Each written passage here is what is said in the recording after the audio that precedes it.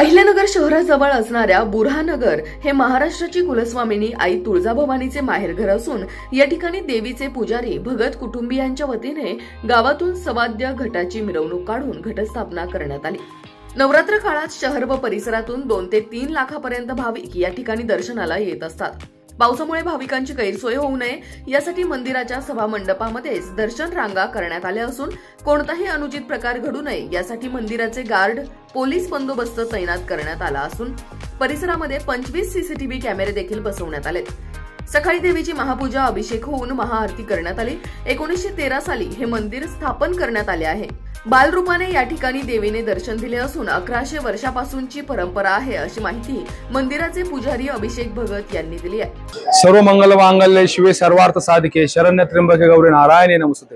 या आई जगदंबेच्या नामस्मरणाने आज संपूर्ण हिंदुस्थानामध्ये आईचा जयघोष होत आहे आणि खऱ्या अर्थाने आज घटस्थापना होऊन नवरात्र उत्सवाला प्रारंभ झालेला आहे।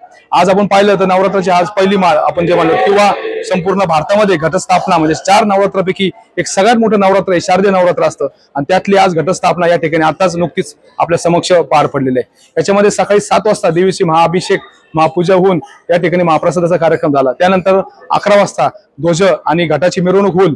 त्यानंतर घटस्थापना दुपारी 12 वाजता आणि देवीची आरती या ठिकाणी झालेली आहे। आणि आज इथून पुढे आता नवरात्राला लोकांनी प्रत्येक घरोघरी एक घट बसवले जातात आणि देवीचे 9 दिवस उपवास केले जातात।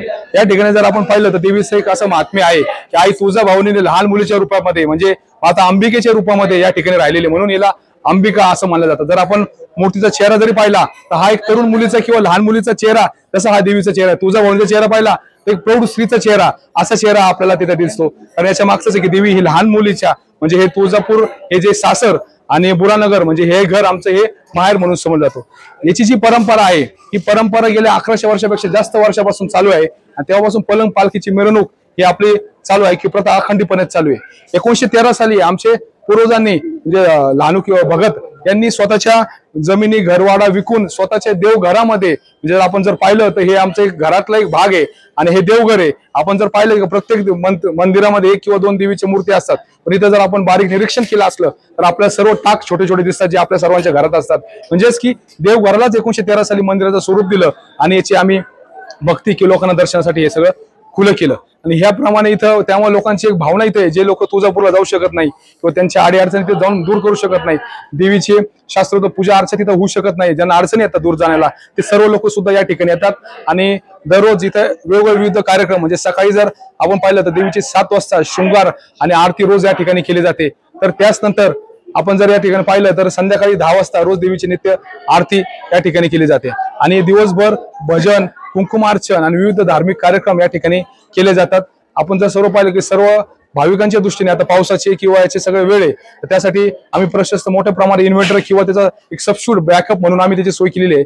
एक चांगले 20 ते 25 सीसीटीव्ही कॅमेरे सुरक्षेच्या दृष्टीने आम्ही या ठिकाणी तैनात केलेले आहे। इथं आमचे मंदिराचे स्वतःचे आमचे सुरक्षा रक्षक आहेत, त्याबरोबर पोलीस यंत्रणा सुद्धा या ठिकाणी सज्ज आहे की ज्याने कुठल्याही प्रकारचा अनुचित प्रकार या ठिकाणी घडू नये आणि भाविकांच्या सुरक्षेच्या दृष्टीने त्यांची विशेष काळजी केलेली आहे। आपण जर पाहिलं तर पावसाच्या दिवसामुळे आम्ही बॅरिकेडिंग सुद्धा या सगळ्या हॉलमध्ये घेतलेलं आहे जेणेकरून भाविकांना कुठल्याही प्रकारचा त्रास या ठिकाणी होऊ नये। पिण्याच्या पाण्याची सोय असेल, स्वच्छतेकडे विशेष लक्ष दिलेलं आहे। तर या निमित्त माझं सुद्धा या भाविकांना एक नम्र आव्हान राहील की आपण दर्शनाला येताना आपले सोने नाणे दागदागिन्याचं सांभाळून यावं।